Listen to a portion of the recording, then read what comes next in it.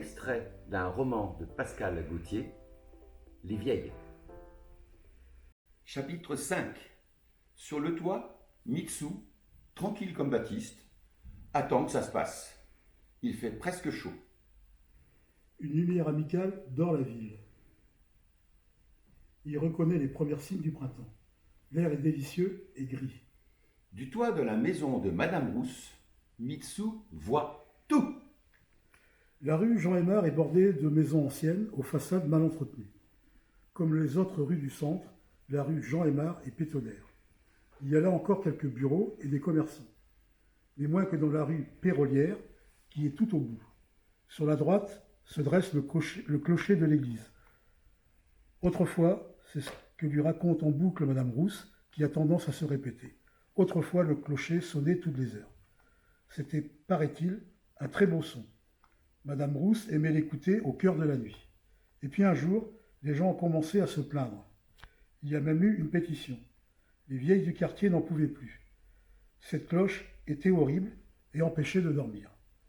Et la mairie a capitulé. Madame Rousse le lui rabâche.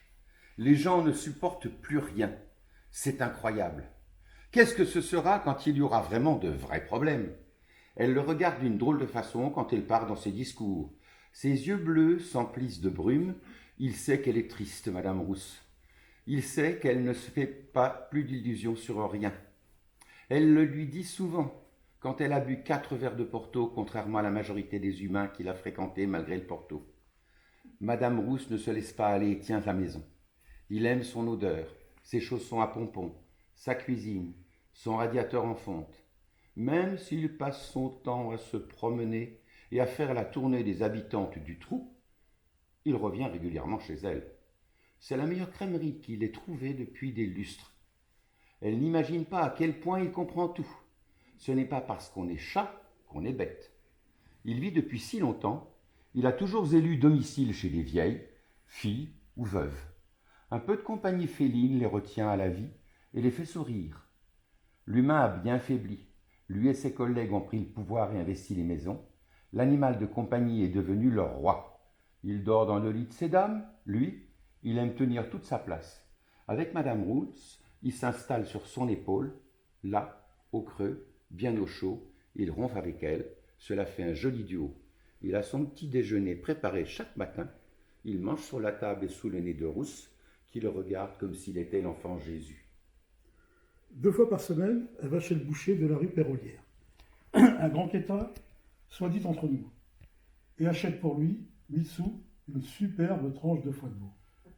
Rien que d'y penser, il salive.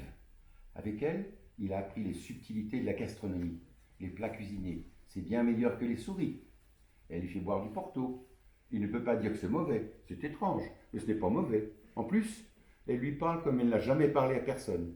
Parfois, il préférerait qu'elle baisse le son. Il sait bien pourquoi elle est comme ça. Elle lui parle parce qu'il ne répondra jamais. Elle est tranquille, c'est plus facile qu'avec son Jules qui est mort, Dieu et son âme. Vraiment, l'humain a bien faibli. Ça l'amuse, Mitsu. Et la dégringolade n'est pas près de s'arrêter.